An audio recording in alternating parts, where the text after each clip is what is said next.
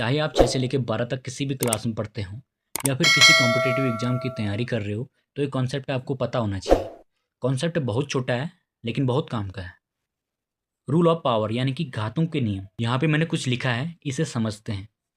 When base are same then powers are added, when powers are same then base are multiplied. इसका मतलब क्या है? जब हमारे बेस सेम होंगे तब हमारे पावर यानी कि घात जो हैं जुड़ जाएंगे, और जब हमारे पावर सेम होंगे तब हमारे बेस गुणा हो जाएंगे। जैसे देखो, ए की पावर एम गुणा ए की पावर एन बराबर ए की पावर एम प्लस एन। ए की पावर एम गुणा बी की पावर एम बराबर ए बी की पावर एम। यहाँ पे पावर सेम है तो ये दोनों गुणा हो गए, यहाँ पे बेस सेम है तो ये दोनों जुड़ गए। यही मैंने ऊपर लिखा भी था। आप चलिए समझते हैं इसे एक छोटे से एग्जाम्पल से। 17 की पावर 2 गुणा 17 की पावर -5। बेस सेम है तो पावर्स आर एडिड, यानी कि 17 की पावर 2 प्लस माइनस का 5, यानी कि ये कितना हो गया 17 की पावर -3। 17 की पावर -3 को कैसे लिखते हैं अभी इसका जिक्र नीचे होगा, लेकिन अभी बता देता हूँ।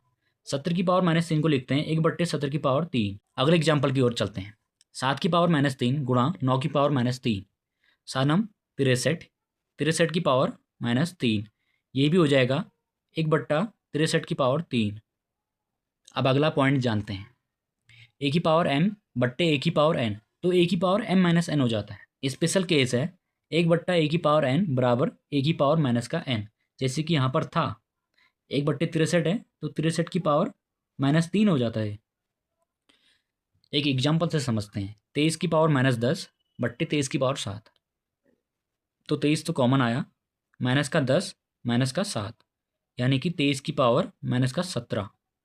ये हो जाएगा 1/23 की पावर 17, जो कि मैंने ऊपर अभी बताया था। चलिए आप बढ़ते हैं अगले पॉइंट की ओर। ए की पावर m/n बराबर √a, बाहर से n यानी कि इसका रूट निकलेगा और उसकी होल पावर m बराबर √a की पावर m। ये n का मतलब है कि उसका स्क्वायर रूट निकलेगा या क्यूब रूट निकलेगा। जैसे एक एग्जाम्पल से समझते हैं। 8 की पावर 2/3, तो यहाँ पे क्या हो जाएगा √8, और जो ये n है वो बाहर आ जाएगा यानी कि 3, और इसका होल पावर m यानी कि 2 बराबर √8 यानी कि 8 का क्यूब रूट 2 होगा, 2 का स्क्वायर 4। और दूसरे से देखते हैं √a की पावर m, 8 की पावर m यानी कि 2, उसका क्यूब रूट।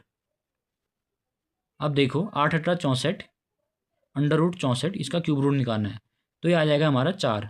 दोनों से 4 ही आया, इसलिए ये जो है ये दोनों बराबर है। अब बढ़ते हैं अगले पॉइंट की ओर। ए की पावर m उसकी होल पावर n, तो ये हो जाएगा ए की पावर mn। जैसे देखो 5 की पावर 2 उसके होल पावर -7, तो 5 की पावर -14 हो गया, यानी कि 1/5 की पावर 14। लास्ट पॉइंट है ए की पावर 0 बराबर 1। अगर किसी भी नंबर की पावर 0 होती है तो उसकी वैल्यू 1 होगी। जैसे 2 की पावर 0 बराबर 1,